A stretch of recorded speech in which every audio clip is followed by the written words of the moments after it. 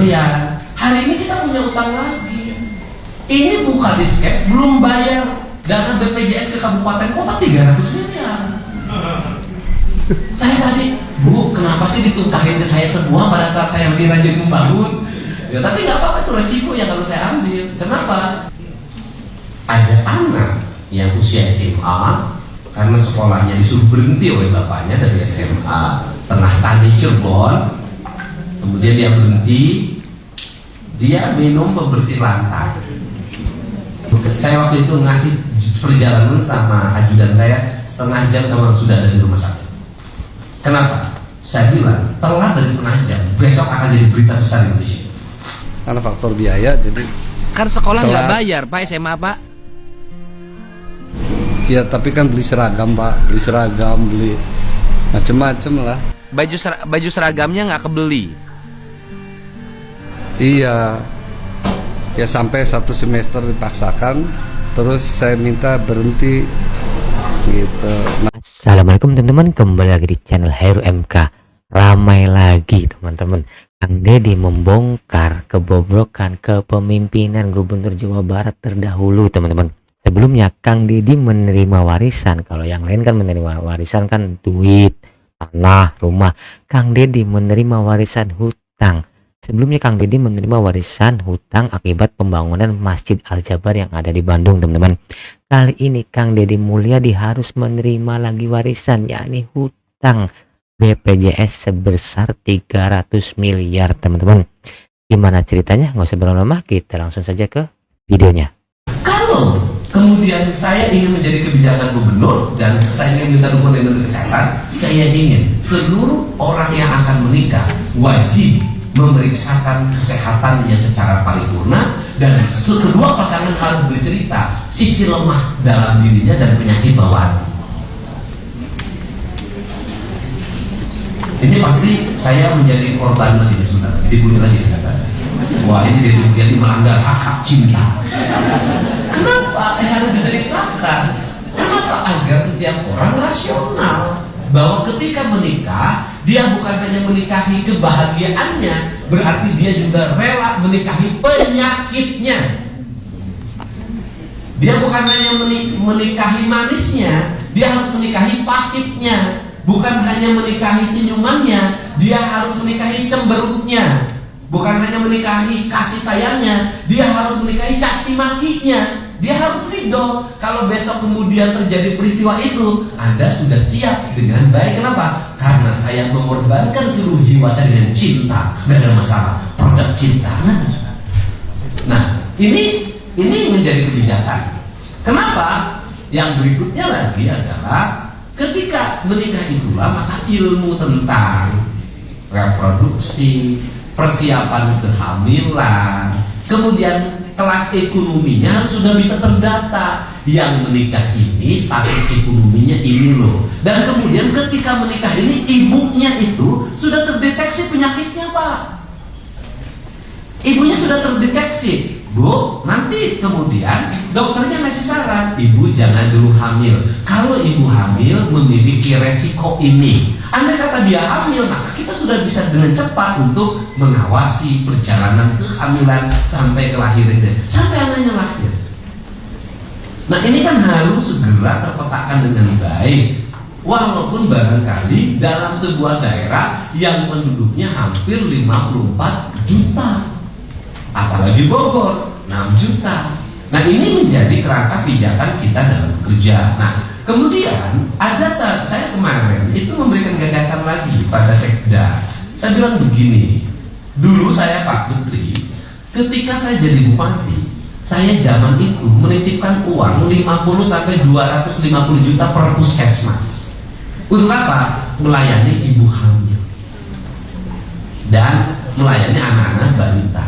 Saya waktu itu idenya adalah kalau ada ibu hamil, misalnya dia memerlukan stimulus susu, stimulus berbagai jenis-jenis zat-zat yang menstimulus dirinya, maka dia cukup ke puskesmas, kemudian nanti dapat nota.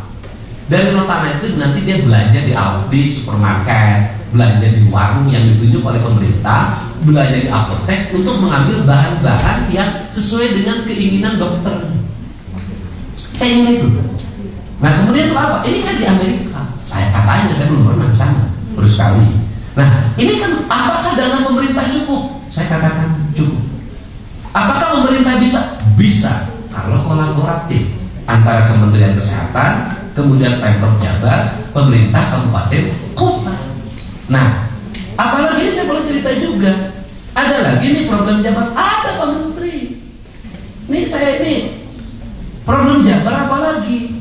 Selain saya sering bercerita di media sosial tentang apa yang kemarin harus menjadi kewajiban kita pemerintah Provinsi Jawa Barat, punya utang 3,4 triliun, harus bayarin BIJP per tahun 60 miliar. Hari ini kita punya utang lagi. Ini buka diskes, belum bayar dana BPJS ke kabupaten kota 300 miliar. Saya tadi, Bu, kenapa sih ditumpahin ke saya semua pada saat saya lebih rajin membangun?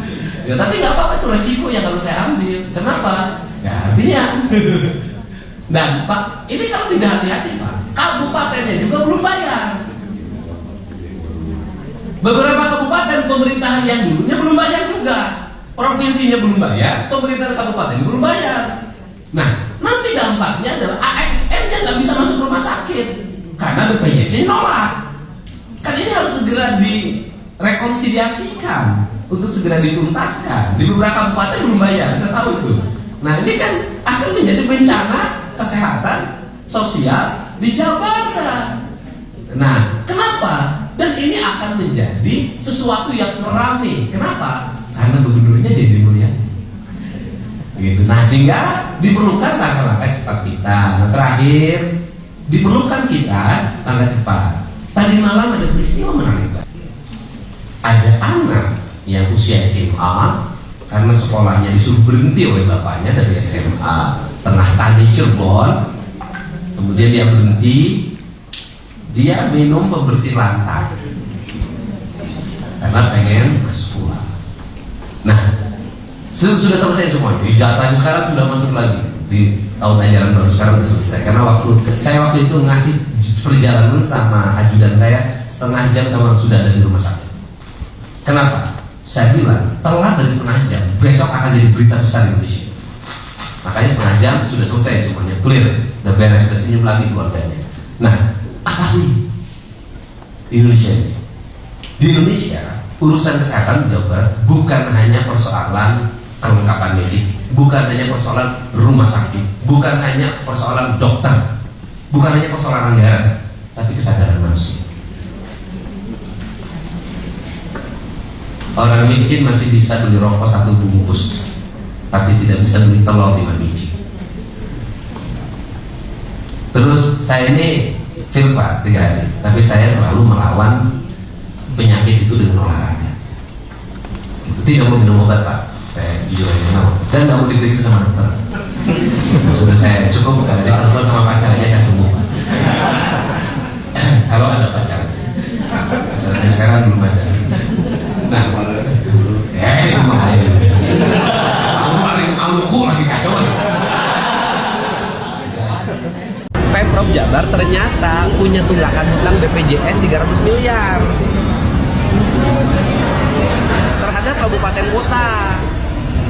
Nah, itu terjadi tahun anggaran sebelum saya pimpin. Makanya tadi saya komplain ke teman-teman Bapeda, kepala dinas kesehatan, kenapa sih dulu ketika kita punya uang fiskal yang sangat cukup lebih banyak hibah dibanding bayar kewajiban pemerintah BPJS. Kan ini rawan kalau kabupatennya tidak bayar, itu bisa stop pelayanannya. Nah, ini yang akan segera saya ambil keputusan. Karena itu kewajiban yang harus dibayar. Itu problem loh. Makanya saya selalu mengkritisi kenapa sih kita belanja hibah dulu, padahal kewajiban pemerintah itu lebih utama dibanding belanja hibah. Nah, itulah teman-teman penjelasan atau statement dari Kang Deddy Mulyadi terkait warisan hutang BPJS 300 miliar teman-teman. Betul apa yang diucapkan Kang Deddy Mulyadi, untuk bayar hutang sayang, tapi untuk hibah moral maha eta harusnya kan dalam agama Islam pun yang diutamakan itu bayar hutang dulu gitu loh. Nah, kita lanjut ke topik lain teman-teman. Nah, seperti yang di akhir pembicaraan Kang Deddy Mulyadi tadi, ada anak SMA yang meminum cairan pembersih lantai teman-teman. karena orang tuanya sudah tidak sanggup lagi untuk membiayai sekolahnya, sehingga anak tersebut nekat meminum cairan lantai dan hingga overdosis atau keracunan dan masuk ke rumah sakit. Nah, di sini Kang Deddy Mulyadi sigap teman-teman, langsung mengarahkan ajudannya untuk cepat datang ke rumah sakit dan tangani dan urus untuk masalah pembiayaannya. Karena apa? Karena Kang Deddy Mulyadi sudah paham kalau sampai anak tersebut meninggal, pasti Jawa Barat rame, pasti akan digoreng oleh orang-orang yang tidak suka dengan Kang Deddy Mulyadi. Makanya Kang Deddy Mulyadi sigap langsung mengarahkan ajudannya untuk cepat langsung datangi rumah sakitnya dan diurus proses pembayarannya agar cepat ditangani. Oke teman-teman, kali ini kita lihat video pembicaraan Kang Deddy Mulyadi dengan orang tua siswa tersebut. Salam, anak bapak teh kenapa? Iya Pak, aduh ngerepotin Bapak Aing nih, jadinya ngerepotin Bapak Aing. Enggak, masalahnya kenapa? Ya tuntutannya sih minta lanjut sekolah. Kuliah maksudnya? Enggak, SMA Pak. SMA anak bapak kelas berapa? Gimana? Anak bapak kelas berapa? Halo? Anak bapaknya kelas berapa? Sudah lulus MTS Pak, kan mondok dari. Oh, dia lulus dari- sanawiyah Iya. tahun ini. Sanawiyah tahun kemarin. Nah, terus Cuma saya sekolah kan baru 1 semester di SMA Negeri Tengah Tani. Cirebon. Mintanya sih iya di Cirebon. Mintanya sih SMA 1, cuma kan karena faktor biaya jadi Kan sekolah nggak Telat. bayar, Pak, SMA, Pak. ya, tapi kan beli seragam Pak, beli seragam, beli macem-macem lah. Baju seragamnya nggak kebeli. Iya. Ya sampai 1 semester dipaksakan, terus saya minta berhenti gitu. Nanti aja ya tahun depan gitu kan. Cuma mungkin ini sudah bulan 6, situ tidak ada mau didaftarkan. Nggak, sekarang sekolahnya sudah SMA mana? Di Tengah Tani, cuma sudah berhenti Pak. Ya masuk lagi aja, Pak. Sudah mengundurkan diri. Enggak. Maksudnya kemarin ikut semesteran enggak? Semester enggak. Bapak kerjanya apa, Bapak? Bapak kerjanya apa? Sebenarnya ini saya nganggur Pak. Ya Nganggur. belum dapat penghasilan. Ya dulu Kerja apa sebelumnya? dagang. Oh, dagang. Ya usaha di Ya. ikut usaha. Ya masuk sekolah aja, udah masuk sekolah aja, Pak. Udah masuk sekolah aja. Yang pertama, yang biaya rumah sakitnya saya beresin ya, Pak ya. Karena itu menyangkut kehidupan orang. Ya, saya beresin seluruh biaya rumah sakitnya. Yang kedua, itu anak bapak WA-in saya, minta namanya, alamatnya, tempat tanggal lahirnya, terus kemudian ijazah terakhirnya, kopinya kirimin ke ajudan saya. Oke. Iya Pak. Kirimin ke ajudan saya. Kemudian besok langsung diurusin. Bapak saya daftarin ke SMA 1 ya. Nggih. Nanti ada datang ke situ kepala UPT-nya ya. Nggih. Terima kasih banyak Pak Ya. Kang Deddy. Mudah-mudahan segera berakhir, anak bapaknya dijagain, nggak boleh terjadi lagi peristiwa itu ya. Nggih Kang Deddy sampurasun Itu, Pak. ya. Gimana? Terima kasih.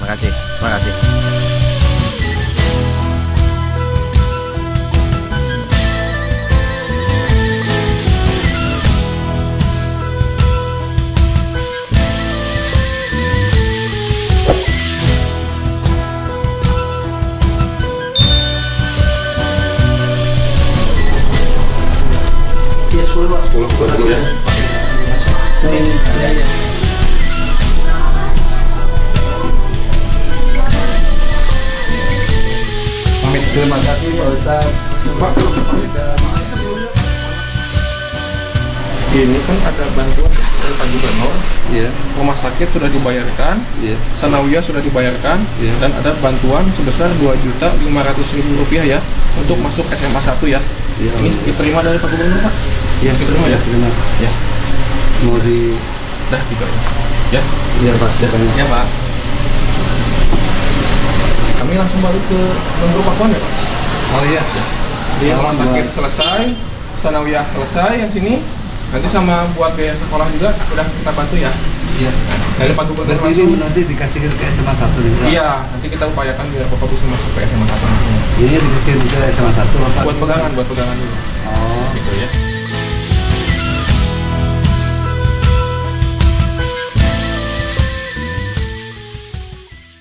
Nah, itulah dia teman-teman kesigapan Kang Deddy Mulyadi teman-teman sebagai Gubernur Jawa Barat. Jujur sih, saya asli orang Cirebon, jadi ikut haru mendengar kabar adanya seorang siswa yang sampai meminum cairan pembersih lantai karena hanya ingin sekolah. Apa ya? Saya juga jadi pengen nangis teman-teman, karena Kang Deddy pun ya mungkin beliau merasakan mana sulitnya sih bapak tersebut sampai untuk beli seragam aja nggak kebeli lah istilahnya lah. Ya, semoga semua pemimpin di seluruh Indonesia seperti beliau ya, Pak, tanggap, transparan, terbuka, bodoh amat lah mau di gubernur konten kayak apa segala macam, semua itu untuk transparansi agar masyarakat tahu apa yang dikerjakan.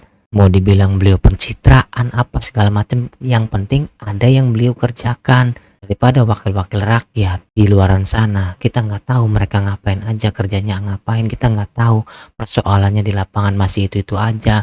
KPAI di jalanan masih ada anak-anak minta-minta, di Jakarta datanglah KPAI masih ada anak-anak di bawah umur yang minta-minta di chat seperti manusia milenium, bawa ember bekas chat minta-minta uang. Ya, itu kerjaan KPAI selama ini gitu loh, ngapain aja kerjanya gitu loh ya. Teman-teman, gimana menurut pendapat kalian? Tuliskan di kolom komentar. Jangan lupa like, komen, dan subscribe. Nyalakan lonceng notifikasinya. Salam netral, assalamualaikum.